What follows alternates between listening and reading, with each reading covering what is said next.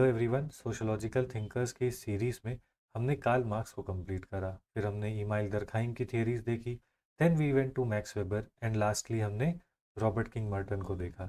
आज हम देखेंगे टैलकट पार्सन को। इनकी दो थियरीज देखनी होती हैं, social system and pattern variable. To be very honest, जो पार्सन्स है ना, यूपीएससी एस्पिरेंट को डराता है। क्यों? क्योंकि भाई ये समझ ही नहीं आता ये कह क्या रहा है। और वो क्यों नहीं आता? क्योंकि हर कोई ना सीधा थियरी में घुस जाता है। जब तक तुम थिंकर को नहीं समझोगे तब तक उसकी थियरी भी समझ में नहीं आएगी। अभी देखना, मैं 3 चीज़ें बताऊंगा पार्सन के बारे में, तुमको इसकी पूरी थियरी समझ में आने लगेगी। पहली चीज़ क्या है कि पार्सन यूएसए से था, यूएसए का सोशोलॉजिस्ट था। यूएसए के सोशोलॉजिस्ट जो थे, ये मिडल रेंज थियरी बना रहे थे। ये कहते थे कि माइक्रो माइक्रो स्कूल और जो मैक्रो स्कूल, ये दोनों लड़ रहे हैं, है ना, ये फालतू में लड़ रहे हैं। हम दोनों का इस्तेमाल कर सकते हैं। और ये कहते हैं कि माइक्रो से आप अपनी थियरी में इंडिविजुअल के बारे में बताओ, और मैक्रो स्कूल से आप सोसाइटी ले लो। राइट, मैक्रो स्कूल से आप सोसाइटी ले लो और आप अपनी थियरी में इंडिविजुअल का पर्सपेक्टिव भी रखो और सोसाइटी का पर्सपेक्टिव भी रखो। तो इसके अंदर क्या होगा, जो हमारे पार्सन की थियरी होगी, ये इंडिविजुअल के बारे में भी बताएगी और ये सोसाइटी के बारे में भी बताएगी, पहली चीज़।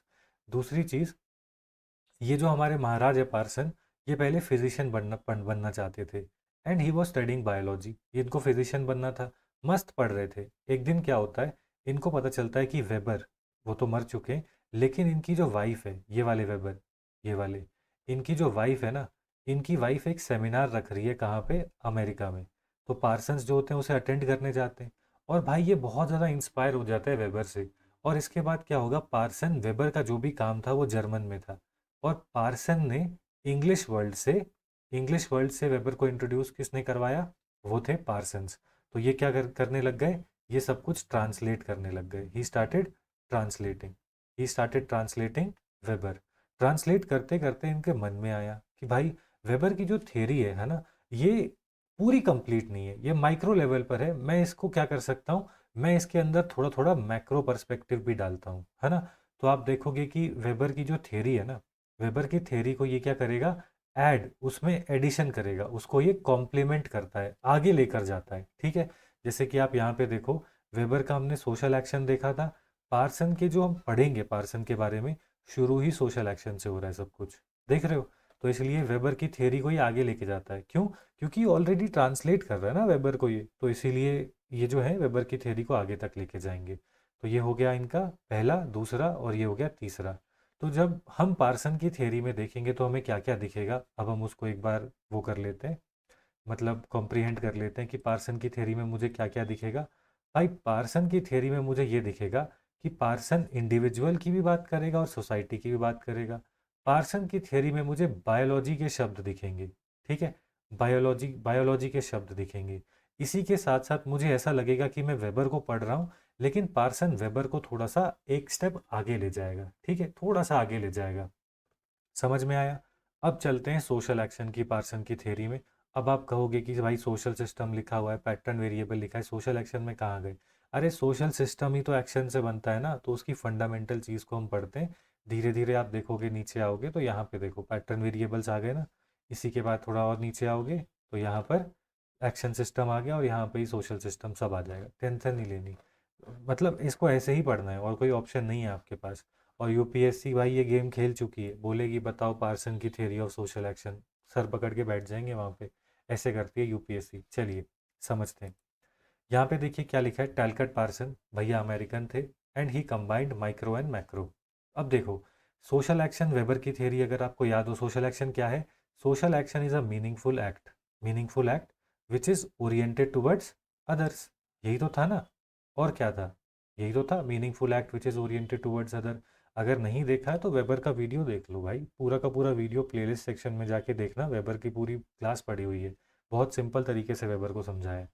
अब पार्सन ये कहता है कि सोशल एक्शन के लिए वेबर कहता है दो चीज़ें होनी चाहिए। एक, कि मतलब एक इंडिविजुअल होना चाहिए, और मतलब दो इंडिविजुअल होने चाहिए मिनिमम एक सोशल एक्शन के लिए, और एक मीनिंगफुल एक्ट होना चाहिए।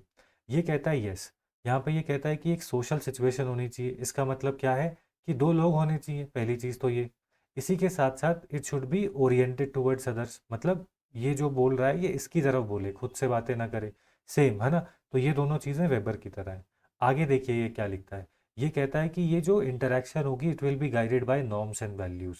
ठीक है, ये क्या हो गया, देखो भैया, ये हो गया इंडिविजुअल का पर्सपेक्टिव, मैंने कहा था ना।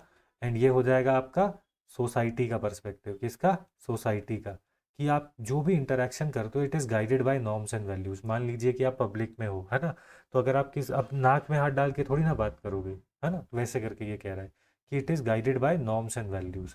इसी के साथ साथ मैंने क्या कहा था, भैया जी हमारे क्या हैं, भैया जी हमारे बायोलॉजी पढ़ के रखे हैं। तो ये क्या कहता है कि कोई भी एक्शन नहीं हो सकता अगर वहाँ पे क्या नहीं होगी, इन्वेस्टमेंट ऑफ एनर्जी, कि मतलब भाई वही, कि मतलब शक्ति, कि कोई भी एक्शन के अंदर एनर्जी लगती है।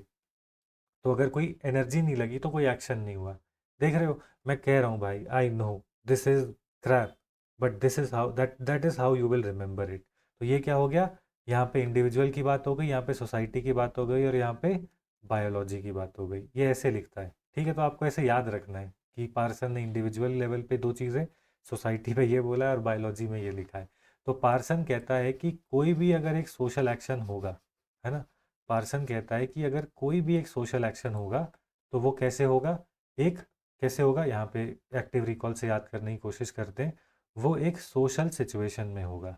ठीक है, it will be oriented towards others, कि खुद से नहीं बात करेंगे, दूसरे से बात करेंगे। इसी के साथ साथ ये जो इंटरेक्शन होगी it will be guided by the norms and values of society. और ये इंटरेक्शन करते टाइम क्या होगा, इंसान अपनी एनर्जी को लगाएगा, एक एनर्जी की इन्वेस्टमेंट भी होगी। समझ में आया? मैं समझ, आई कैन अंडरस्टैंड भाई कि ये कैसी बातें कर रहा है, बट ऐसा ही है। इसलिए मैंने कहा था भाई उसकी हिस्ट्री समझनी ज़रूरी है। समझ में आया? चलिए अब आगे चलते हैं। पार्सन कहता है कि जब एक इंसान एक एक्ट करता है, मैं आपको सोशल एक्शन का एक एग्जांपल देता हूँ। Let's say that you are studying for UPSC, अभी तुम पढ़ रहे हो ना, you are watching this video, this is also a social action. और मैं इसको कह देता हूँ that we both are studying for UPSC. ठीक है, मैं चाहता हूँ कि तुम्हारा सिलेक्शन हो जाए, तुम चाहते हो कि तुम्हारा आईएएस हो जाए, कि भी मतलब मान लो कि चलो एक ही रखते हैं, that you are studying for UPSC.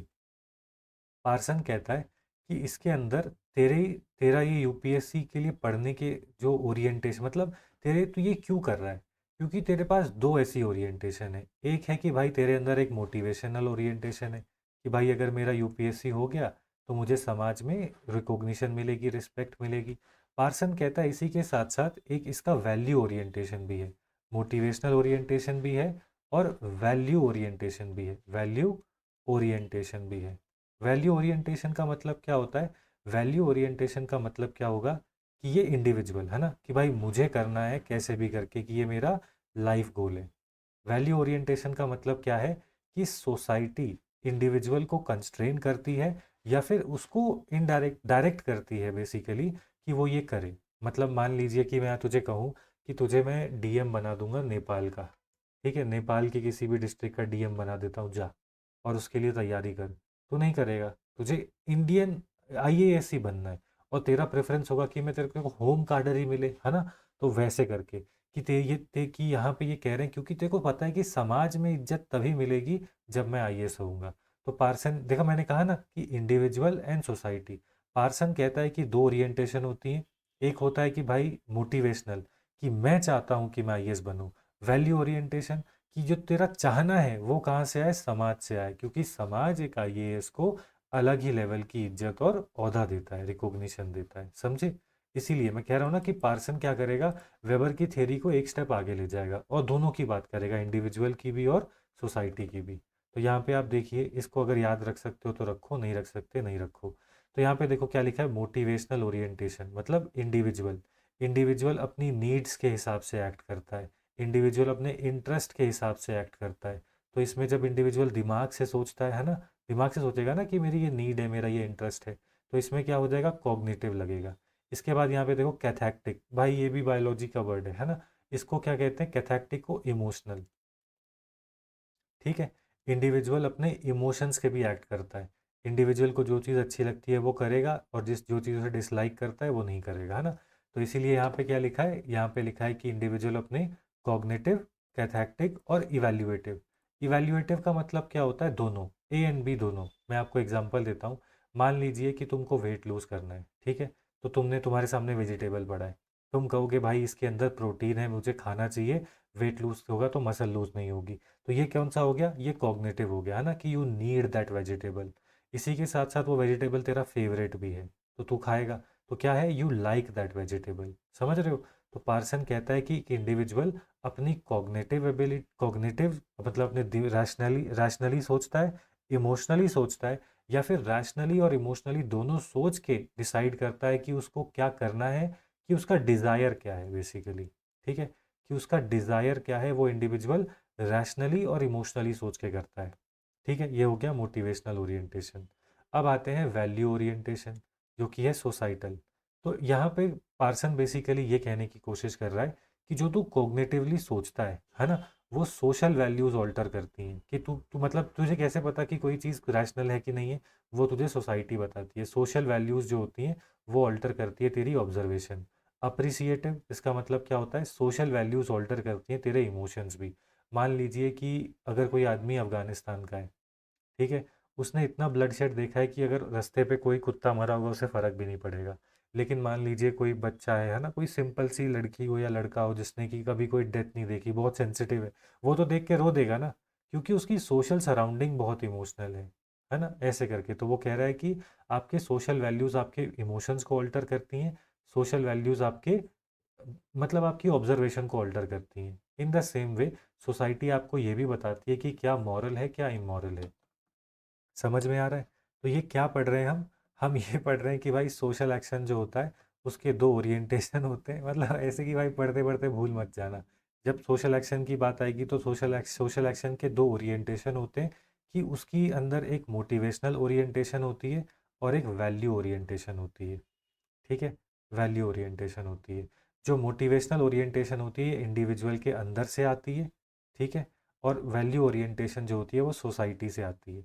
Value orientation कैसी होगी, कॉग्निटिव हो जाएगी, या तो अफेक्टिव हो जाएगी, या फिर कौन सी हो जाएगी, मॉरल हो जाएगी। मैं इसकी बात कर रहा हूँ। कॉग्निटिव, अप्रिशिएटिव भी लिख लो, अफेक्टिव भी लिख लो, बात एक ही है, और मॉरल हो जाएगी। इन द सेम वे जब हम यहाँ पे मोटिवेशनल ओरिएंटेशन जो इंडिविजुअल के अंदर से आ रही है वो कैसी हो जाएगी, वो भी कॉग्निटिव हो जाएगी, या तो अफेक्टिव हो जाएगी, और इसी के साथ साथ लास्ट में कौन सी, इवैल्यूएटिव हो जाएगी, which is a mix of both. ठीक है, तो बस ये दो याद रखने हैं, मॉरल एंड इवैल्यूएटिव, बाकी ऊपर वाले दो सेम है। अब क्या होता है, पार्सन्स ये कहता है कि ये सोशल एक्शन हो रहे हैं, है ना, ये जो सोशल एक्शन हो रहे हैं समाज के अंदर, मतलब अब क्या होगा कि पार्सन कहेगा कि अब ये जो सोशल एक्शन हो रहे हैं इन मोटिवेशन के थ्रू, ये इनको ये क्या करेगा, चार उस तीन तीन के अंदर डिवाइड कर देगा। पार्सन कहेगा कि जब लोग डिसीजन लेंगे बहुत ही ज़्यादा किससे, कॉग्निटिव लेवल पर। ठीक है, पार्सन कहता है कि जब लोग बहुत ज़्यादा कॉग्निटिव लेवल पे, थोड़ा साफ करता हूँ ताकि अच्छे से समझा पाऊँ। ठीक है, पार्सन कहता है कि जब लोग यहाँ पर उनकी पर्सनल डिज़ायर दिमाग से रैशनली सोचते हैं, और सोसाइटी के अंदर भी मतलब जो होता है वो सोशल वैल्यूज़ भी उनकी जो होती हैं ज़्यादा कॉग्निटिव या रैशनल सोशल वैल्यूज़ होती हैं, और उनका थॉट अपने लिए भी रैशनल होता है। तो ऐसे समाज में इंस्ट्रूमेंटल एक्शंस बहुत ज़्यादा होते हैं, जिसको कि वेबर ने क्या कहा था, वीक रैशनल एक्शन। ठीक है, तो यहाँ पर क्या होगा, इवैल्यूएटिव एस्पेक्ट बहुत ज़्यादा स्ट्रांग होगी, कि मतलब आप हर चीज़ को इवैल्यूएट करते हो राइट एंड रॉन्ग में। ठीक है, इसके बाद पार्सन्स ये कहता है कि जहाँ पे कैथेक्टिक एक्शन या फिर मतलब जो इमोशनल एक्शन ज़्यादा होंगे, ये वाला, या फिर अप्रिशिएटिव एक्शंस जो कि इमोशनल होते हैं, ये ज़्यादा स्ट्रांग होंगे, वहाँ पर एक्सप्रेसिव एक्शन ज़्यादा होंगे, कि हर कोई इंसान अपने आप को एक्सप्रेस करना चाहता है। समझ रहे हो भाई? मैं आई अंडरस्टैंड दिस इज, मतलब I don't want to use that word, but इसको याद करने का तरीका आई एम ही है ना। इज्जत है पार्सन की, इसलिए कुछ उल्टा नहीं बोलता, बट रटना पड़ेगा। ठीक है, हमको क्या देखना है, हमने देखा ये कि इंस्ट्रूमेंटल एक्शंस कहाँ पे होंगे, जहाँ पे कॉग्निटिव ज़्यादा होगा। एक्सप्रेसिव एक्शन कहाँ पे होंगे, जहाँ पे या आप कह लो कि कैथेक्टिक ज़्यादा होगा, है ना। I did not want to use that word, but ठीक है ना, वो धीरे धीरे जब तुम बार बार पढ़ोगे तो आ जाएगा अपने आप ही।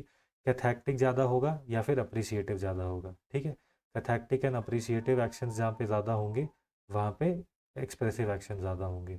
इसी के साथ साथ जहाँ पे ट्रेडिशनल मतलब बेसिकली जहाँ पे ये वाली यहाँ यहाँ पे इंसान जो होगा वो मॉरल एक्शन ज़्यादा लेगा, है ना, और हर चीज़ को इवैल्यूएट करेगा, वहाँ पर क्या होंगे, मॉरल एक्शन ज़्यादा होंगे। और ये वेबर का हम कंपेयर करने के लिए traditional and word rational action के थ्रू उसको देख सकते हैं। ठीक है, चलिए, तो वही सेम चीज़ जो वेबर ने कही, पार्सन ने क्या करा है, उसे अपने सोशल एक्शंस के थ्रू समझाया है। ठीक है, एक एक स्टेप आगे लेकर जा रहा है। ठीक है, समझ में आया? सेम थिंग इज हैपनिंग भाई, सेम थिंग। तो इसको याद रखने का तरीका क्या है? I for instrumental, M for moral and E for expressive. तुमने इतना लिख दिया, इसको अंडरलाइन कर दिया, he will give you marks. Please, if you want to write this in the examination, भाई ये कैथेक्टिक, कॉग्निटिव, इवैल्यूएटिव, ये सब याद कर लेना। ठीक है, चलिए, ये समझ में आया। अब हम क्या करेंगे, पूरे के पूरे को एक बार रिवाइज करते हैं। हमको कौन सी ट्रेन पकड़नी है ना, कोई ट्रेन थोड़ी पकड़नी है। और अगर तुम यहाँ तक इस वीडियो को देख रहे हो, that means you are understanding stuff. चलो, अब तक हमने यहाँ पे क्या क्या देख लिया। हमने यहाँ पे सबसे पहले देखा था कि व्हाट आर द चलो ठीक है, कंडीशन ऑफ सोशल एक्शन छोड़ो। हमने ये देखा कि जो सोशल एक्शन होता है, जो सोशल एक्शन होता है, सोशल एक्शन जो होता है उसके दो ओरिएंटेशन होते हैं। एक होता है कि उसके अंदर एक मोटिवेशनल ओरिएंटेशन होती है, एक होता है कि उसके अंदर क्या होती है, वैल्यू की ओरिएंटेशन होती है। मोटिवेशनल ओरिएंटेशन में हमने देखा कि कॉग्निटिव, इसी के साथ साथ कटैक्टिक, और इसी के साथ साथ जो तीसरा था वो कौन सा था, इवैल्यूएटिव। वैल्यू ओरिएंटेशन में हमने क्या देखा कि एक कॉग्निटिव होती है, एक अप्रिसिएटिव होती है, और लास्ट में कौन सी होती है, मॉरल होती है।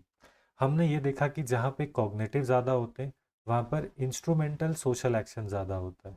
हमने देखा कि जहाँ पे कथेक्टिक या फिर अप्रिशिएटिव एक्शंस होंगे इंडिविजुअल लेवल पे और सोसाइटल लेवल पे, वहाँ पर क्या होगा, एक्सप्रेसिव सोशल एक्शन ज़्यादा होंगे या एक्सप्रेसिव एक्शन ज़्यादा होंगे। इसके बाद हमने ये देखा कि जहाँ पे मॉरल एक्शंस होते हैं, है ना, जहाँ पे बेसिकली मॉरल ज़्यादा होंगे वहाँ पे मॉरल एक्शन ज़्यादा होंगे।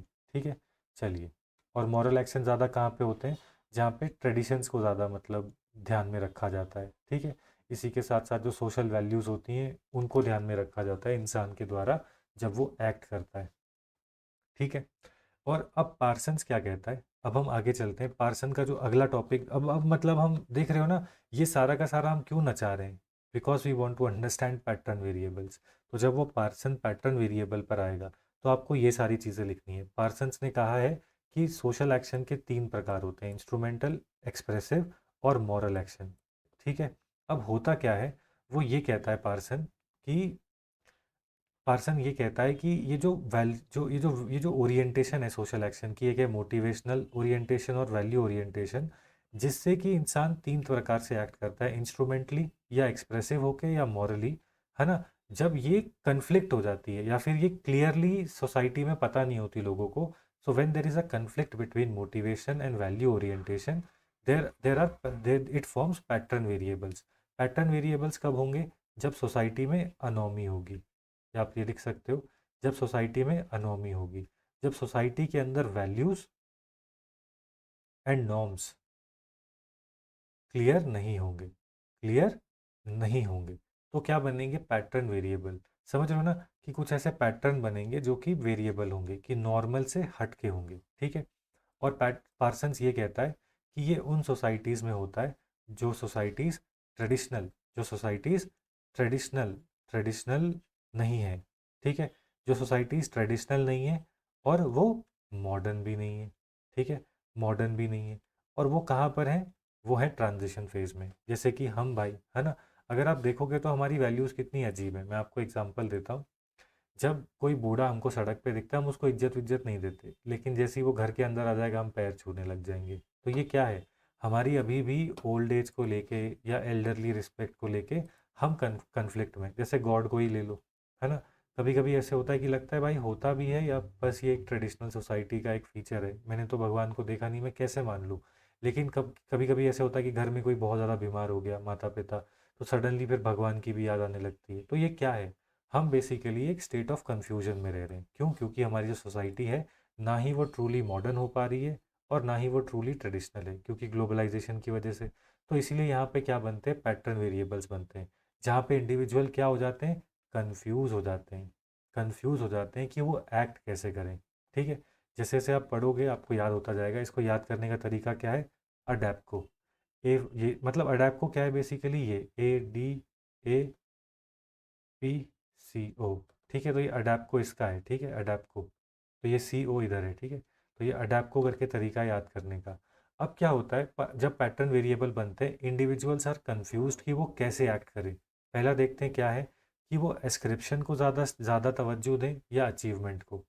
एस्क्रिप्शन मतलब मान लो कि तुम जब शादी कर रहे हो तुम कंफ्यूज्ड हो कि भाई मैं कास्ट देख के शादी करूं, मतलब मान लो कोई लड़की है, मैं कास्ट देख के शादी करूं या क्लास देख के शादी करूं। कि मान लीजिए कि आपको शादी.com पे एक लड़का मिला, भाई तुम कंफ्यूज हो कि भाई ये मेरी कास्ट का नहीं है, लेकिन भाई लड़का तो अच्छा है, मुझे उससे बात करके बहुत अच्छा लगा, और मतलब क्या कहते हैं, we can have a romantic relationship, and भाई वो कमाता भी अच्छा है। लेकिन आपके दिमाग में क्या हो रहा है कि जो जाति है उस इंसान की, वो आपको कॉन्स्टेंटली इच कर रही है। तो आप क्या हो, आप बेसिकली आप पैटर्न वेरिएबल का शिकार हो। ठीक है, समझ में आया। तो एस्क्राइब्ड स्टेटस क्या होते हैं, जो हमें जन्मजात से मिलते हैं, हमारा धर्म, गर्व से कहो हम हिंदू हैं, वो वाला। ठीक है, तो एस्क्रिप्शन जो कि जन्मजात से मिलता है, अचीवमेंट जो कि हम अचीव करते हैं। मान लो कि भाई तुम जन्म से गुर्जर हो, ठीक है, लेकिन तुम अपने कर्म से आईएएस हो, तो अचीव्ड स्टेटस तुम्हारा आईएएस का क्या होगा, अचीव्ड स्टेटस होगा। गुर्जर कह लो या कुछ भी कह लो, वो तुम्हारा अस्क्राइब्ड स्टेटस होगा। ठीक है, चलिए ये पहला चीज़ समझ में आया। तो अब क्या हो रहा है कि इंसान कंफ्यूज हो रहा है कि भाई वो एस्क्राइब्ड स्टेटस को तवज्जो दे या फिर अचीव्ड स्टेटस को तवज्जो दे। ऐसे ही होता है डिफ्यूजनेस वर्सेस स्पेसिफिसिटी। जैसे एक माँ है, ठीक है, एक मदर है, वो कंफ्यूज्ड है कि भाई मैं अपने बच्चे को प्राइमरी स्कूल में डालूं या फिर मैं खुद पढ़ाऊं, मैं बच्चे के लिए नैनी रखूं, है ना, मैं बच्चे के लिए नैनी रखूं या मैं खुद उसकी केयर करूं। इन द सेम वे बच्चे को भाई, जब वो बच्चे को फीवर हो तो मैं उसे गर्म पानी पिलाऊं, तुलसी खिलाऊं, या फिर मैं उसे डॉक्टर का एलोपैथिक की दवाई खिलाऊं, क्योंकि अगर उसको अभी एलोपैथिक खिला दूंगा तो उसकी खिला दूंगी तो उसकी इम्यूनिटी डाउन हो जाएगी। देख रहे हो। तो ऐसे क्या हो रहा है कि माँ जो है वो अपने रोल को लेके कंफ्यूज है कि मेरा रोल क्या है ना।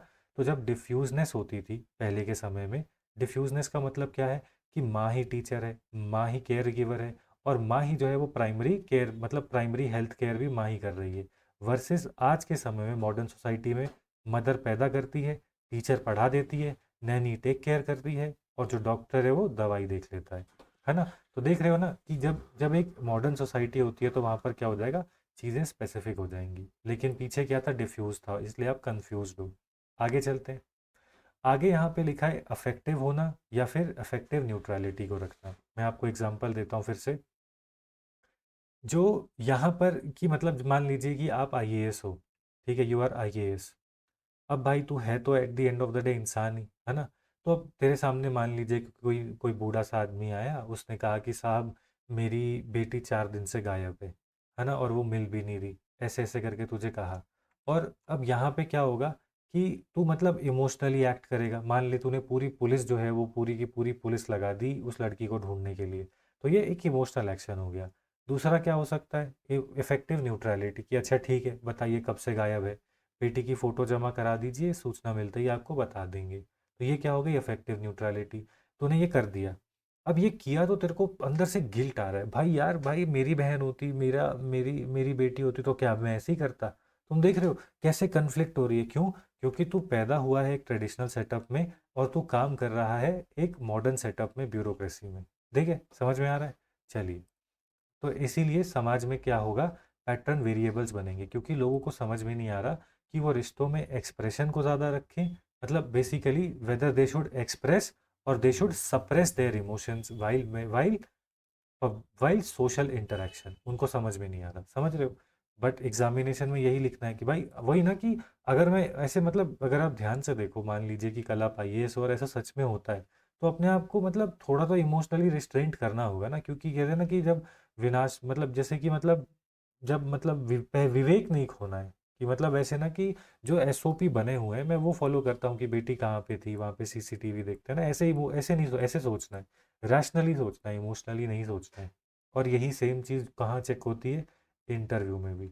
इंटरव्यू में कोशिश करना इस तरफ रहने की, इधर। ठीक है, चलिए आगे चलते हैं।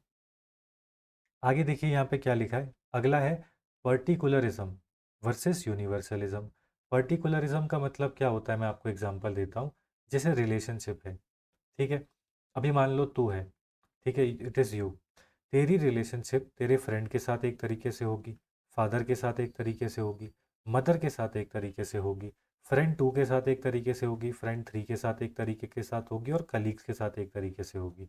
ये है पर्टिकुलरिज्म, कि तेरी हर रिश्तेदार के साथ एक तरीके की रिलेशनशिप है। यूनिवर्सलिज्म का मतलब क्या होता है कि आप आपके जो फ्रेंड्स हैं, आप मतलब अगर आप अर्बन सिटीज़ में रहते हो तो आप देखोगे कि आपके जो फ्रेंड्स हैं 99% ऑफ देम आर कलीग्स। ठीक है, तू खुद देख ले, तेरे ज़्यादातर दोस्त, अगर तू दिल्ली मुंबई चेन्नई इधर उधर रहता है बैंगलोर में, तो तेरे ज़्यादातर दोस्त कौन होंगे? कलीग्स होंगे, है ना। वो वाली फ्रेंडशिप नहीं होगी जैसे छोटे शहरों में दोस्तों की होती है। तो जब तेरे कलीग्स होंगे तो उनके साथ कैसे रहेगा? सबके साथ बराबर ही रहेगा ना, with every one you are equal, है ना। तो उसी को हम कहते हैं यूनिवर्सलिज्म, कि हर हर किसी के साथ जो रिश्ता है वो बराबरी का है, कि उसमें एक डिफरेंशियल वार्मथ नहीं है। ठीक है, समझ में आया। तो यहाँ पे पर्टिकुलरिज्म में क्या होता है कि इंडिविजुअल रिलेशनशिप, जो इंडिविजुअल की रिलेशनशिप्स होती हैं, हर रिलेशनशिप के अंदर एक different level of emotional attachment होती है। तो वहाँ पे हम कहते हैं पर्टिकुलर रिलेशनशिप जो है, every particular relationship is different, but यहाँ पे यूनिवर्सल है कि हर रिलेशनशिप में मैं एक जैसा हूँ। ठीक है, चलिए आगे देखिए यहाँ पे क्या लिखा है। Collective orientation. कलेक्टिव ओरिएंटेशन का मतलब क्या है कि मैं सोचूंगा कि मेरी कास्ट के लिए अच्छा क्या है, मेरी कम्युनिटी के लिए अच्छा क्या है, मेरी ऑर्गेनाइजेशन के लिए अच्छा क्या है। लेकिन जब सेल्फ ओरिएंटेशन होगी तो मेरा फोकस एक ही होगा कि मेरे करियर के लिए अच्छा क्या है, मेरी सेल्फ इंटरेस्ट के लिए अच्छा क्या है। ठीक है, अब पार्सन का ये वाला तो हमने समझ लिया ना कि पैटर्न वेरिएबल कैसे बनते हैं। अडेप्ट को, A for ascription versus achievement. D से क्या हो जाएगा? डिफ्यूज्ड वर्सेस स्पेसिफिक, है ना। डिफ्यूज्ड रोल है कि मतलब मदर जो है वो केयर गिवर भी है, टीचर भी है, प्राइमरी हेल्थ के काम भी वही कर देती है। लेकिन स्पेसिफिक मतलब मदर है, टीचर है, डॉक्टर है, सबके अलग अलग स्पेसिफिक वर्क है। ठीक है, फिर इसके बाद अफेक्टिव। अफेक्टिव का मतलब क्या होता है? ए डी ए, है ना। तो ए से क्या हो जाएगा? अफेक्टिव। अफेक्टिव मतलब एक्सप्रेसिव रिलेशनशिप, और अफेक्टिव न्यूट्रलिटी का मतलब जिसके अंदर हम इमोशन को सप्रेस करते हैं। फिर इसके बाद पी से पर्टिकुलरिज्म, कि हर रिश्ते के अंदर एक अलग level of I would say attachment है। फिर उसके बाद C O, collective orientation versus individual orientation, ये वाला, या फिर सेल्फ ओरिएंटेशन, ये वाला। ठीक है, अब मान लीजिए वो आपको कहते हैं what are the features of a traditional society, UPSC का क्वेश्चन आ जाता है। तो आप क्या बोलोगे? The following are the features of traditional society, क्या बोलोगे? वहाँ पर एस्क्राइब्ड स्टेटस का रोल ज़्यादा होता है, रोल्स डिफ्यूज्ड होते हैं, एक्सप्रेसिव रिलेशनशिप्स होती हैं, पर्टिकुलरिज्म होता है कि मतलब हर इंसान की relationship are governed by different sets of norms, values and emotions. और वहाँ पे समाज में कलेक्टिव ओरिएंटेशन होती है कि आपकी कम्युनिटी पहले आती है, इंडिविजुअल बाद में आता है। फिर वो कहेंगे what are the features of a modern society. तो आप क्या बोलोगे? मॉडर्न सोसाइटी के अंदर अचीवमेंट के बेसिस पे आपको स्टेटस मिलता है, हर किसी का एक स्पेसिफिक रोल है क्योंकि यहाँ पे डिवीजन ऑफ लेबर होगी, यहाँ पर इफेक्टिव न्यूट्रलिटी होगी, रिलेशनशिप्स में इमोशंस का जो लेवल होता है वो थोड़ा कम होता है, यूनिवर्सलिज्म होती है ना। यहाँ पे यूनिवर्सलिज्म होगी कि आपकी जो रिलेशनशिप है वो लार्जली लार्जली क्या कहते हैं, उसके अंदर एक सर्टेन अमाउंट ऑफ क्या कहते हैं, एक certain amount of principle distance होगा इन एवरी रिलेशनशिप। यहाँ पे इंडिविजुअलिज्म ज़्यादा होगी या सेल्फ ओरिएंटेशन ज़्यादा होगी? समझ में आ रहा है मित्रों? जब एग्जामिनेशन में कोई आएगा, जब एग्जाम में पूछेंगे कि ट्रेडिशनल सोसाइटी और मॉडर्न सोसाइटी में क्या डिफरेंस है, या फिर what is traditional features of traditional society या फीचर ऑफ मॉडर्न सोसाइटी, तो लिखना है according to Parson, achievement, specificity, ऐसे करके भाई with just by reading this topic you will be able to attempt more than 4 different types of questions। और लिखोगे ना, वो इन्विजिलेटर भी सर पकड़ लेगा भाई, क्या एप्लीकेशन लगाई है बंदे ने। ये कारनामा मैं करके आया था, जब मैंने मेंस दिया था तो उसमें आया था, एंड आई वाज लाइक भाई फैंटास्टिक, अपने टीचर की जय। चलिए, अब यहाँ पे देखिए क्या लिखा है। यहाँ पे कह रहे हैं कि भाई या ये कन्फ्लिक्ट हो क्यों रही है, कि मतलब लोग इतने कंफ्यूज क्यों घूम रहे हैं। यहाँ पे देखिए क्या लिखा है, प्रॉब्लम ऑफ इंटरनलाइजेशन। इसका मतलब क्या होगा? फॉल्ट इन सोशलाइजेशन, कि जो हमारे पेरेंट्स हैं, है ना, हमारे जो पेरेंट्स हैं वो भी तो ऐसे ही समाज में बड़े हो रहे हैं ना। जैसे मान लीजिए कि जब मेरे पापा छोटे थे तो सोसाइटी अल्ट्रा ट्रेडिशनल सोसाइटी थी, लेकिन अब जब मेरे पापा बड़े हो गए तो अब मेरे पापा मान लीजिए कि अर्बन एरियाज़ में रहते हैं, तो वो मॉडर्न मॉडर्न वैल्यूज़ को देख रहे हैं ना। तो ऐसे करके जब मैं बड़ा हो रहा था तो इनिशियली मेरे पापा ने मुझे, या मेरी फैमिली ने मुझे, मम्मी पापा ने मुझे सोशलाइज़ किया तो ट्रेडिशनल वैल्यूज़ पे किया। लेकिन जैसे जैसे अब हम बैंगलोर में आए तो क्या हुआ कि मेरे पेरेंट्स मुझे सोशलाइज़ करने लगे मॉडर्न वैल्यूज़ पे। तो क्या हुआ, मैं बोल रहा हूँ अबे पहले तो ये गलत होता था, अब कह रहे हैं ये कर सकते हैं, है ना, ऐसे करके। कि अरे पहले कह रहे थे गर्लफ्रेंड नहीं होनी चाहिए, अब कहते हैं अरे तेरी तो दो होंगी। मैंने बोला अरे पेरेंट्स को क्या हो गया, है ना। तो ऐसे करके आप समझ में आ रहा है ना कि क्या हो रहा है, कि पेरेंट्स भी सोशलाइज हो रहे हैं, हम भी अलग, वो इसीलिए हमारी सोशलाइजेशन में फॉल्ट आ गया। ठीक है, चलिए आगे देखिए क्या लिखा है। यहाँ पे लिखा है lack of clarity generated by society with respect to expectation of pattern. इसका मतलब क्या होगा कि अनोमी है, कि समाज जो है वो बता नहीं पा रहा इंडिविजुअल को कि उससे क्या एक्सपेक्टेड है, कि क्या गोल्स हैं, क्या मीन्स हैं, और है ना। तो इसकी वजह से क्या हुआ, क्लैरिटी कम है समाज में। समझ में आया पैटर्न वेरिएबल, चलिए बढ़िया। अब आगे चलते हैं। आगे हम देखेंगे एक्शन सिस्टम। भाई ये पार्सन भाई वो सर पकड़ने वाले काम होता है ना। जैसे मेरा एक दोस्त था हैदराबाद से, है ना, वो कहता था कि सर पकड़ू है भाई, मतलब कि सर दर्द करा दे जो। ठीक है, इसीलिए मैं कह रहा हूँ कि भाई एक्रोनिम से चलाना है इसको, अडेप्ट को करके याद कर लो पैटर्न वेरिएबल का। और ये अब हम आ चुके हैं एक्शन सिस्टम में। पार्सन क्या कहता है, पार्सन ये कहता है कि एक सिस्टम जो होता है ना, एक जो सिस्टम होता है, मैं सिलेबस में आपको वापस लेके चलता हूँ।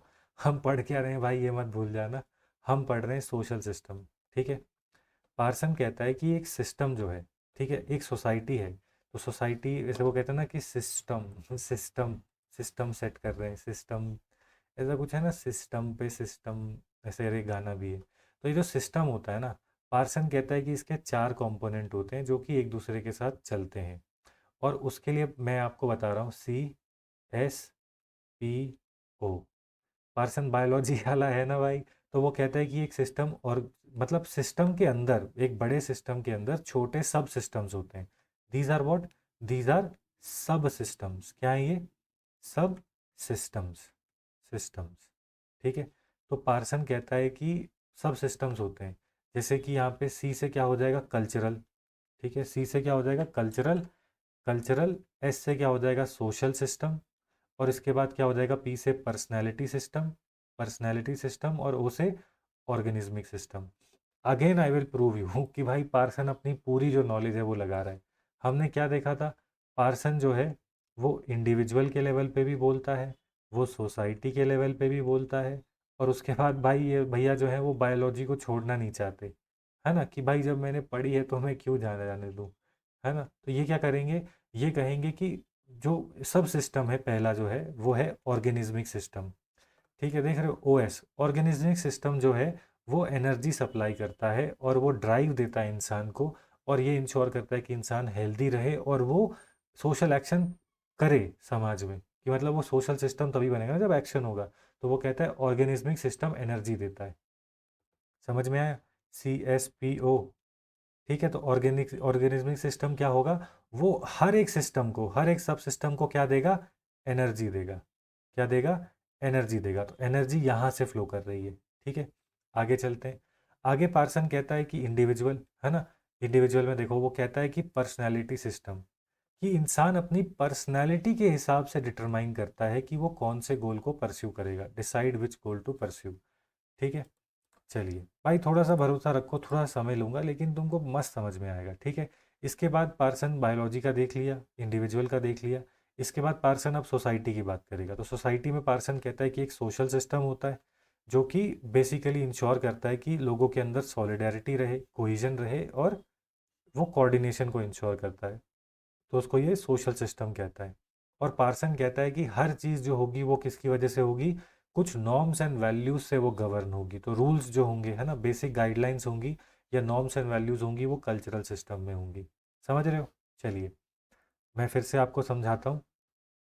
पार्सन भैया जो है हमारे वो थोड़े बावरे हैं। वो कहते हैं मैं जो पढ़ा हूँ मैं सब लगा दूंगा।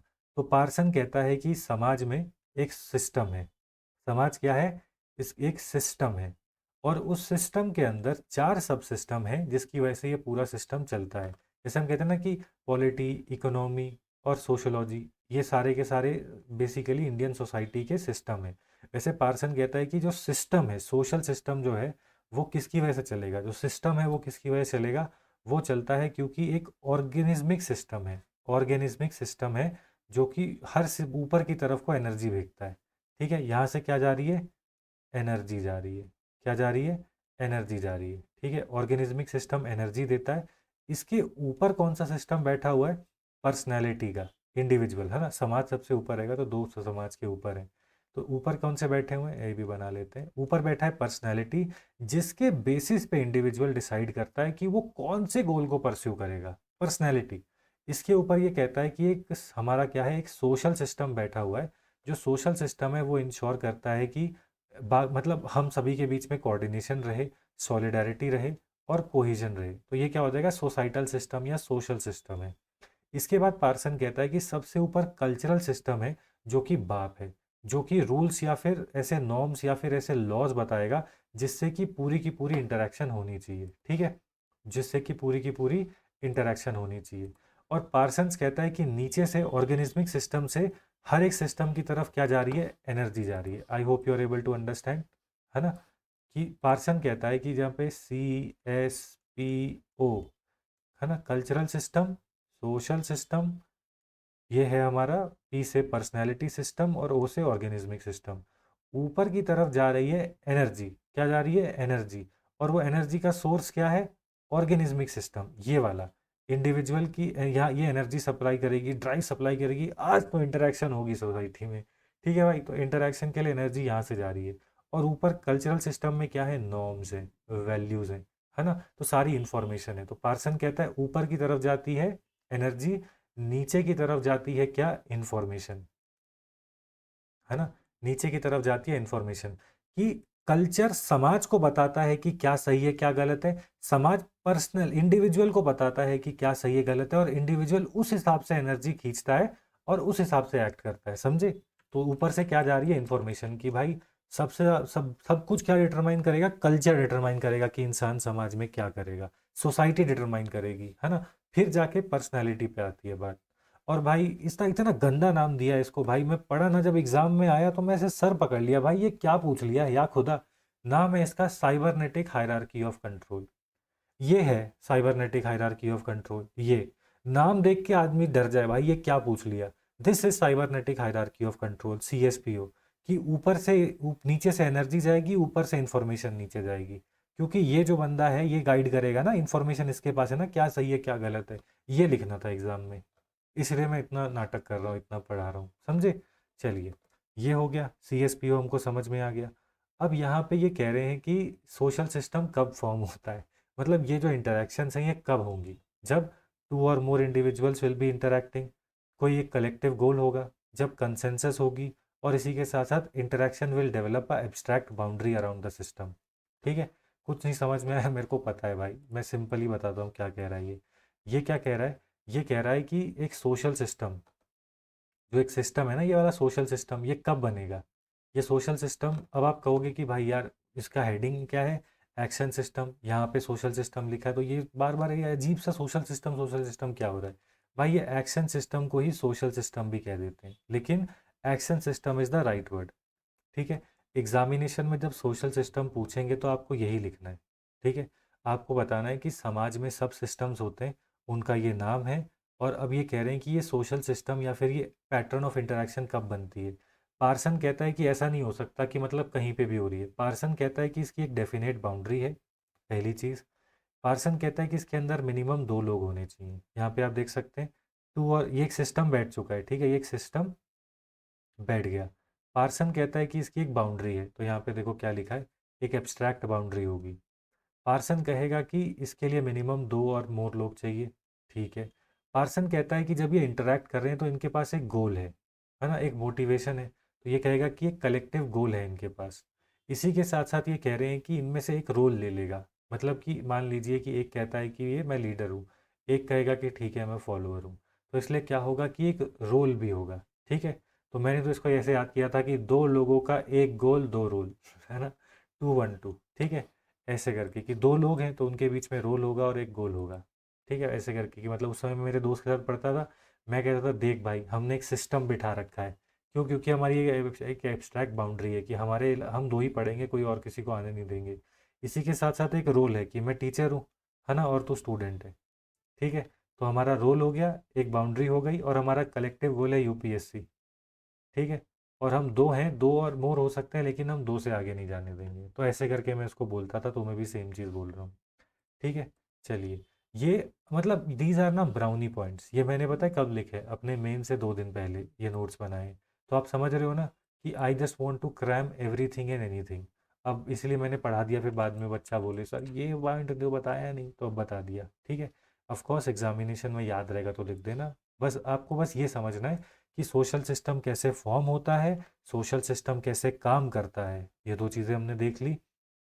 अब यहाँ पे एक और चीज़ थी, मतलब यूपीएससी आपसे बोलेगी explain Parsons idea of moving equilibrium.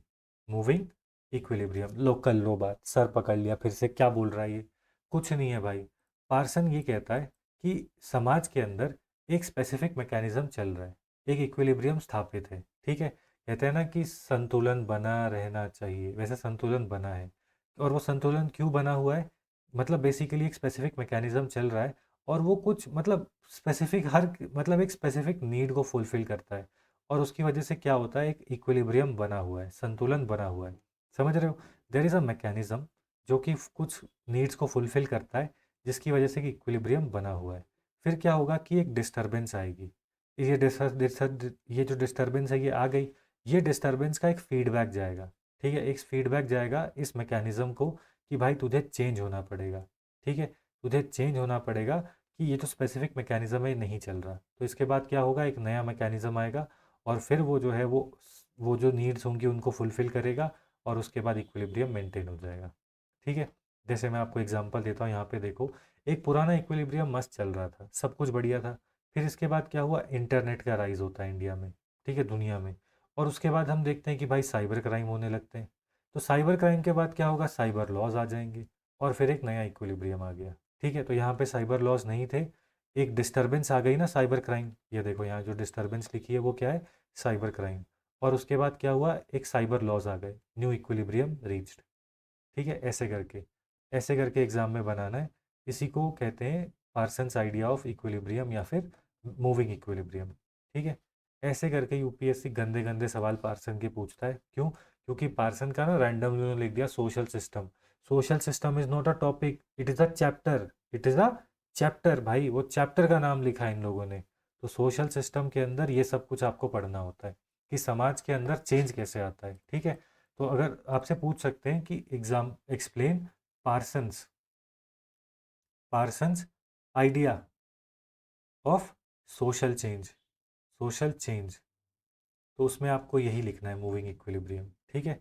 ऐसे करके बनाता है यूपीएससी। ये देखना चाहता है कि भाई क्या इसके पास वो एप्लीकेशन ओरिएंटेड है, या ये तुषार अंशु या किसी टॉपर की कॉपी पढ़ के आ चुका है उठा के मुंह, ठीक है। तो ये ऐसे करके, तो यहाँ पर मैं इसको ना फिर से बनाता हूँ ये वाले को। तो आप कैसे लिखोगे, आप लिखोगे कि समाज में एक स्पेसिफिक मैकेनिज्म चल रहा है, और वो क्यों चल रहा है, क्योंकि वो कुछ स्पेसिफिक नीड्स को फुलफिल करता है, ठीक है। इसके बाद क्या होगा, इसके बाद इसी की वजह से, क्योंकि वो मैकेनिज्म अच्छा चल रहा है तो इसलिए वहाँ पे इक्विलिब्रियम होगा। फिर आप लिखोगे क्या होगा कि एक डिस्टरबेंस आएगी। जब डिस्टरबेंस आएगी तो क्या होगा, फीडबैक जाएगा, है ना, फीडबैक जाएगा। और जब फीडबैक जाएगा तो क्या होगा, फीडबैक जाएगा तो ये जो मैकेनिज्म है ये ऑल्टर हो जाएगा, है ना। मैकेनिज्म जो होगा वो क्या करेगा, ऑल्टर करेगा। तो आप ऐसे लिखोगे 1 2 3 4, यहाँ पे लिखोगे 5, यहाँ पे क्या होगा, ऑल्टर होगा। और ऑल्टर होने के बाद वैसे कि this mechanism fulfils the same need and equilibrium established again, ठीक है। बस आप यहाँ पे लिख दोगे इक्विलिब्रियम इस्टेब्लिश्ड, ऐसे करके आपको बनाना है, बस हो गया, ठीक है। अभी तक हमने जो भी पढ़ा उसको एक बार रिवाइज करते हैं, नहीं तो सब कुछ रायता हो जाएगा, कुछ समझ में नहीं आएगा, ठीक है। हमेशा ये करना चाहिए, क्योंकि जब भी टाइम लगता है ना किसी चीज़ को कॉम्प्रिहेंड करने के लिए, तो we start forgetting that stuff. तो इसलिए थोड़ा छोटा कर देते हैं, है ना। स्क्रीन को भी थोड़ा क्लियर कर लूँ ताकि समझा पाऊँ। देखो, पार्सन ने सबसे पहले क्या कहा, पार्सन का हमने सबसे पहले सोशल एक्शन देखा। सोशल एक्शन में पार्सन कहता है कि उसकी दो ओरिएंटेशन होती हैं, है ना। सोशल एक्शन की दो ओरिएंटेशन होती हैं। इन ओरिएंटेशन के थ्रू जब इंडिविजुअल एक्ट करते हैं तो या तो वो क्या करेंगे, इंस्ट्रूमेंटल एक्शन करेंगे, आईएमई बनाया था, एक्सप्रेसिव करेंगे, या तो मॉरल करेंगे। पार्सन कहता है लेकिन कभी कभी क्या होता है, जब सोसाइटी ट्रेडिशनल से मॉडर्न होने लगती है तो उस सोसाइटी के अंदर जो वैल्यूज़ होती हैं वो अच्छे से इंटरनलाइज नहीं होती, कोई क्लैरिटी नहीं होती समाज में कि मतलब इंडिविजुअल से कैसे पैटर्न एक्सपेक्टेड है ना, कैसे पैटर्न एक्सपेक्टेड है। इसलिए पैटर्न में वेरिएंस आने लगती है, जिसको वो कहता है पैटर्न वेरिएबल।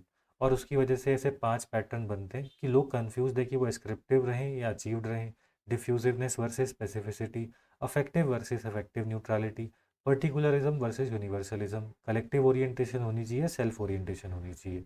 यहाँ पे हमने क्या किया, अगर पार्सन का सोशल एक्शन के ऊपर सवाल आएगा तो मुझे पता है, पार्सन के टाइप्स ऑफ सोशल एक्शन के बारे में आएगा जो कि आईएमई थे, है ना, तो मुझे पता है।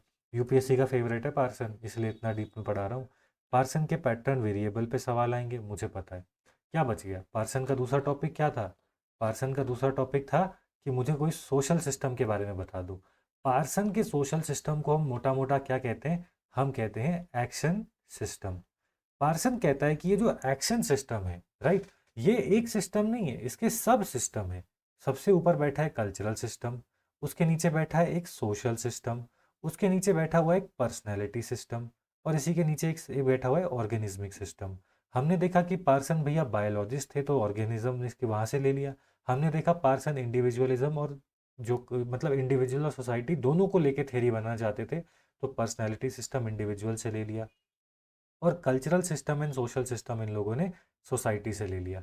पार्सन कहते हैं कि ऑर्गेनिज्मिक सिस्टम का काम होता है एनर्जी देने के लिए, पर्सनालिटी सिस्टम के हिसाब से इंडिविजुअल गोल डिसाइड करता है कि वो कौन से फॉलो करेगा, सोशल सिस्टम जो होता है वो डिटरमाइन करता है कि इंडिविजुअल के अंदर सॉलिडारिटी रहे, कोहिजन रहे, और कल्चरल सिस्टम जो है वो जनरल लॉज एंड वैल्यूज देता है जिसके बेसिस पे चीज़ें गवर्न होती हैं। तो हमने कहा कि ऑर्गेनिज्मिक सिस्टम से ऊपर वाले सिस्टम्स की तरफ क्या होगा, एनर्जी जाएगी। क्या जाएगी, एनर्जी जाएगी, राइट, एनर्जी जाएगी। और ऊपर से नीचे की तरफ क्या फ्लो होगा, इंफॉर्मेशन का। और भाई इसको पार्सन ने इतना गंदा नाम दिया है, साइबरनेटिक हायरार्की ऑफ, यहाँ पे देखो, यहाँ पे लिखा होगा साइबरनेटिक हायरार्की ऑफ कंट्रोल, कि समाज कैसे इंडिविजुअल को कंट्रोल करता है, या समाज कैसे एक यूनिट की तरह काम करता है। ठीक है, समझ में आया, साइबरनेटिक हायरार्की ऑफ कंट्रोल। ये एग्जाम में पूछा, साइबरनेटिक हायरार्की ऑफ कंट्रोल, आधे बच्चों के तो पसीने छूट जाएंगे, ये चीज़ क्या होती है, ये हमने समझा। फिर उसके बाद अब हम क्या करेंगे, अब हम थोड़ा सा आगे चलते हैं, और फिर हमने देखा कि पार्सन के हिसाब से एक सिस्टम जो है वो कैसे आगे, मतलब सिस्टम के अंदर चेंज कैसे आता है। तो पार्सन का हमने यहाँ पे आइडिया देखा किसका, मूविंग इक्विलिब्रियम का, है ना। हमने पार्सन का आइडिया देखा of moving equilibrium. Moving equilibrium करके हमने कहा कि धन्य है, हमको कुछ तो समझ में आया पार्सन का, इतना तो आ गया कि भाई ये नोट्स को मैं एक बार देख लूंगा तो फिर मुझे कुछ तो समझ में आएगा पार्सन का। अब पार्सन का आखिरी टॉपिक जो कि है एजाइल मॉडल। ठीक है, ये क्या है भाई एजाइल मॉडल। पार्सन कहता है कि हमारी जो सोसाइटी है ना, सोसाइटी वो एजाइल है। एजाइल का मतलब क्या होता है, it adapts to changes, that is why society is able to sustain. जैसे कि इंडिया है, भाई इंडिया में तो रेवोल्यूशन कभी नहीं हुआ, इतने सारे मतलब खराब खराब रूल आए, मुस्लिम आए, क्रिश्चियन आए, है ना, क्रिश्चियन नहीं कहेंगे, चलो ब्रिटिशर आए, तो मुस्लिम भी क्यों कहें, तो उनको क्रिश्चियन कहना गलत कैसे है अगर उनको मुस्लिम कहना सही है। देख रहे हो कैसे दिमाग में उन लोगों ने हिंदू मुस्लिम करके गए हैं हमारे, कि हम मुस्लिम रूल को इस्लामिक कह देंगे लेकिन ब्रिटिश रूल को क्रिश्चियन रूल नहीं कहते, हम तो कहेंगे भाई क्रिश्चियन रूल था ना। तो जब इंडिया के अंदर क्रिश्चियन रूल था या फिर जब इस्लामिक रूल था तो भारत में रिवोल्ट क्यों नहीं हुआ, रेवोल्यूशन क्यों नहीं हुआ, क्योंकि हमारे यहाँ पे क्या था, हमारी जो सोसाइटी है वो कैसी है, एजाइल है। तो पार्सन ये कहता है कि सोसाइटी जो होती है वो कंटिन्यूसली अडेप्ट करती है। ठीक है, अडेप्ट करती है, इसलिए मतलब यहाँ पे क्वेश्चन कैसा आएगा मैं आपको बताता हूँ, how society maintain its continuity, ऐसे करके हो जाएगा। ठीक है, कि कैसे सोसाइटी जो होती है वो अपनी कंटिन्यूटी को मेंटेन करती है, ये क्वेश्चन आ जाएगा। तो आपको इसमें ये वाला लिखना है। ठीक है, आपको एजाइल भी लिखना है और मूविंग इक्विलिब्रियम के बारे में भी लिखना है, दोनों लिखना है। ठीक है, एक्स्ट्रा नंबर मिलेंगे मूविंग इक्विलिब्रियम लास्ट में ना, ऐसे हेडिंग डाल के मूविंग इक्विलिब्रियम भी लिख देना, लेकिन एजाइल ज़रूरी है। पार्सन कहता है कि सोसाइटी जो है ये अडेप्ट करती रहती है, इट कीप्स अडेप्टिंग। पार्सन कहता है कि समाज के अंदर क्या होता है, हम लोगों को कुछ मीन्स या फिर हम लोगों को ना कुछ गोल्स देते हैं। ठीक है, गोल अटेनमेंट, देख रहे हो। पार्सन ये कहता है कि समाज के अंदर कुछ गोल्स होते हैं और सोसाइटी वो मीन्स प्रोवाइड करती है जिससे इंडिविजुअल गोल अटेन करे, और जब इंडिविजुअल को गोल्स अटेन हो रहे हैं तो वो समाज के खिलाफ विद्रोह क्यों करेगा। ठीक है, इसी के साथ साथ पार्सन ये कहता है कि इंटीग्रेशन सिस्टम्स भी होते हैं समाज के अंदर। ठीक है, इंटीग्रेशन का काम भी करती है, इससे सॉलिडारिटी मेंटेन रहती है, और लोगों के बीच में कोऑर्डिनेशन रहती है। ठीक है, देखा ना, determination of goal, motivating, mobilising and channelising, वो सारी चीज़ें। In the same way Parson कहता है कि लेटेंसी भी होती है, AGIL, अजाइल। ठीक है, पार्सन कहता है कि हमारे सिस्टम में कुछ लेटेंसीज भी होती हैं। लेटेंसीज का मतलब क्या होगा, ये पीछे, जैसे कहते हैं ना manifest function, latent function, latent मतलब जो दिखता नहीं है, तो कुछ हिडन एस्पेक्ट है। जैसे कि मान लीजिए कि आप फेल हो गए, अब तुमको लग रहा है कि भाई मैं यूपीएससी में आग लगा दूं, लेकिन तुम्हारी फैमिली तुमको बोलेगी बेटा कोई बात नहीं, इट्स ओके, है ना, कोई बात नहीं, तुमने मेहनत करी है ना, कर्म ही फल है बेटा जीवन में, है ना, और आगे हमको बढ़ना है, और आगे कुछ करो, और कुछ जीवन में ऐसा करो कि तुम 4 IAS तुम्हारे नीचे काम करें, तो फिर तुमको मोटिवेशन आ जाती है फिर से, है ना। तो ऐसे करके फैमिली क्या करती है, फैमिली टेंशन मैनेज करती है, ताकि अगर सारे टेंशन में आ गए, मान लो कि भाई अब तुम्हारा यूपीएससी कर रहे हो, तुमको पैसे कौन दे रहा है, अम्मी अब्बा दे रहे हैं। अगर अम्मी अब्बा पैसा नहीं दे, तुम तो टेंशन में आ जाओ, है ना। और मान लो कि थोड़ा भी पता चले कि यूपीएससी में पूजा खेड़कर जैसा केस होता है, तुम तो मतलब चढ़ जाओगे ना यूपीएससी पे। तो वही सेम चीज़ यहाँ पे पार्सन कह रहा है कि समाज इतना शांत कैसे रह पाता है, क्योंकि सोशल सिस्टम्स जो होते हैं वो अडेप्ट करते हैं, वो इंडिविजुअल को गोल अटेन करने में हेल्प करते हैं, वो उसे सोसाइटी से इंटीग्रेटेड रखते हैं।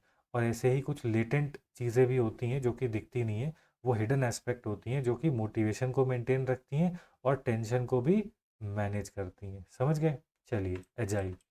अब एग्ज़ाम में आ गया तो ऐसी बड़ी बड़ी बातें करके वड़ा पाव तो खा लेना, लेकिन लिखना क्या है, वो पता है क्या बोलेगा, बोलेगा make a agile of a university, agile make a Parsons agile model of a university.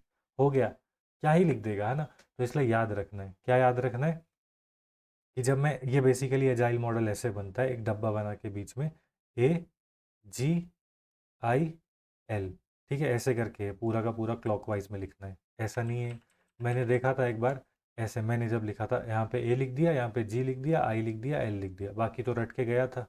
ठीक है, अब देखो ध्यान से क्या है, मतलब what I basically want to tell you, कि पहला तो क्लॉकवाइज की AGIL। ठीक है, वो तुमसे कुछ भी बोले कि भाई इसका एजाइल मॉडल बना दे, बोल बना दूंगा। जो भी इकोनॉमिक एक्टिविटी होगी वो A के पास में लिखना।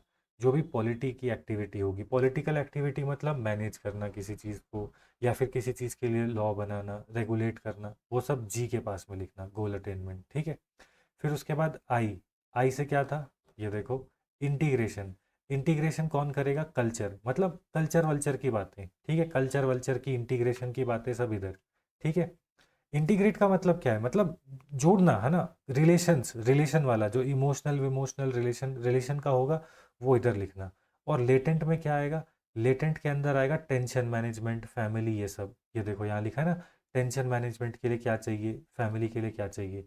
तो इसलिए वो कह रहे थे कि यूनिवर्सिटी का बनाओ एजाइल मॉडल। चलो आओ बनाते हैं। देखो, ऐसे करके मैंने बना दिया एजाइल मॉडल यूनिवर्सिटी का, मतलब एक कॉलेज का। तो यहाँ पे मैं लिखूंगा AG, साइड में है, चीटिंग मत करना, खुद सोचना, IL, भाई इकोनॉमिक। भाई हम फ़ी पे करते हैं ना, स्टूडेंट पे करता है फीस। इन द सेम वे जो यूनिवर्सिटी उसे उसे यूजीसी से ग्रांट भी मिलती है, तो जो भी यूनिवर्सिटी को पैसा आ रहा है वो सब इधर लिखेंगे एजाइल में। ठीक है, एजाइल के A में इकोनॉमिक वाली चीज़ें लिखते हैं। इधर क्या लिखते थे, पॉलिटी। तो यहाँ पे पॉलिटी क्या होगी, यहाँ पे आप लिखोगे मैनेजमेंट, है ना, political management. In the same वे आप लिखोगे स्टूडेंट यूनियन के बारे में, ये सब इधर लिखोगे। इंटीग्रेशन की मतलब बेसिकली यहाँ पे कैसे यूनिवर्सिटी के अंदर कौन है जो इंटीग्रेट होंगे, स्टूडेंट एंड टीचर, है ना। तो आप यहाँ पे लिखोगे student and teacher, teacher and teacher की रिलेशन, स्टूडेंट एंड टीचर की रिलेशन। और फिर उसके बाद आप लिखोगे you can write student and student के बीच में यारी दोस्ती, है ना, ऐसे करके आप लिखोगे। और आप स्टूडेंट एंड मैनेजमेंट ऐसे करके भी लिख सकते हो। तो यहाँ पे सारी रिलेशनशिप्स लिखनी है। यहाँ पर क्या होगा, मान लीजिए कि कुछ, मतलब मान लीजिए टेंशन हो रही है किसी को, तो उसके लिए काउंसलर होगा। ठीक है, काउंसलर होगा। फिर इसी के साथ साथ आप यहाँ पे क्या लिखोगे, आप यहाँ पे पीयर रिलेशनशिप के बारे में लिखोगे, स्टूडेंट एंड टीचर की रिलेशनशिप के बारे में लिखोगे। आप यहाँ पे फैमिली के बारे में भी लिखोगे, जो मतलब स्टूडेंट की फैमिलीज होती हैं उनके बारे में लिखोगे। ऐसे करके बनाना है AGIL। तुमने अगर इतना बना दिया ना, काम हो जाएगा। रट्टा मारना है इसको, economy, polity, culture and family. ठीक है, मैंने तो इसको याद भी किया था, ऐसे EPFC करके याद किया था। EPFC होता है ना, EPFC, ऐसे करके कि ये E है, ये P है, ये F है और ये C है। और ऐसे भी याद हो जाता है कि कल्चर से हम ही, मतलब ऐसे करके ना याद भी हो जाता है। मैं आपको एग्जांपल देता हूँ। जैसे कि भाई मेरे को तो अडेप्ट करना पड़ेगा ना इकोनॉमिकली, नहीं तो मेरे वांदे हो जाएंगे, है ना। फिर उसके बाद गोल, वो तो पॉलिटिकल क्लास ही डिटरमाइन करती है कॉन्स्टिट्यूशन के अमेंड करके कि हमारा गोल क्या है अल्टीमेटली। लेटेंट काम, जब हम इमोशनल होते हैं तो कौन सहारा देता है? परिवार ही सहारा देता है। और हम इंटीग्रेट क्यों हैं? हम सब भारतीय हैं, है ना। वो कैसे आता है? वो कल्चर से आता है। तो ऐसे करके भी आप याद कर सकते हो। ठीक है। With this we have finished Parsons. ठीक है। पार्सन्स बहुत इजी टॉपिक है।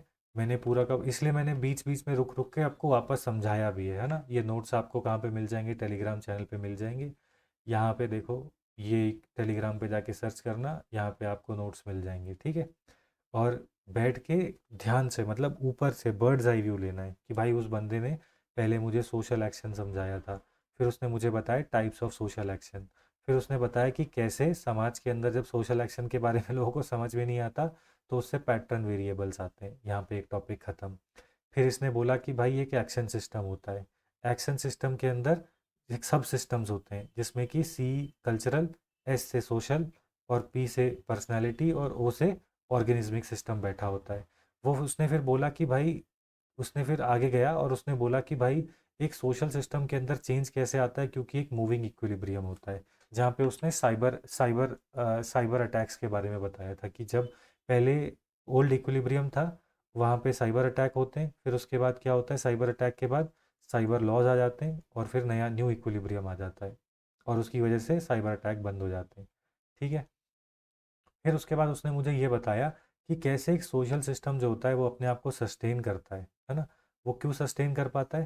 क्योंकि भाई जो सोशल सिस्टम है वो अडेप्ट करता है ना। वो अपने आप को अडेप्ट करता है, वो गोल अटेनमेंट में हेल्प करता है, वो हमको इंटीग्रेट रखता है सोसाइटी में।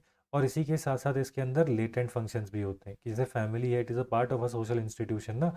तो ऐसे करके लेटेंट फंक्शंस होते हैं फैमिली के, जो कि क्या करेंगे, जो कि इंश्योर करते हैं कि क्या हो, टेंशन मैनेजमेंट हो। ठीक है। टेंशन मैनेजमेंट हो। तो सोशल सिस्टम का सारा दारोमदार किसके ऊपर होता है? पैटर्न मेंटेनेंस पे। इस चीज़ को हमको ध्यान में रखना है। ये हो गया। बस, जय सिया राम। पेपर ख़त्म। और ये साइबरनेटिक हायरार्की ऑफ कंट्रोल, इसके ऊपर एक बार देख लेना।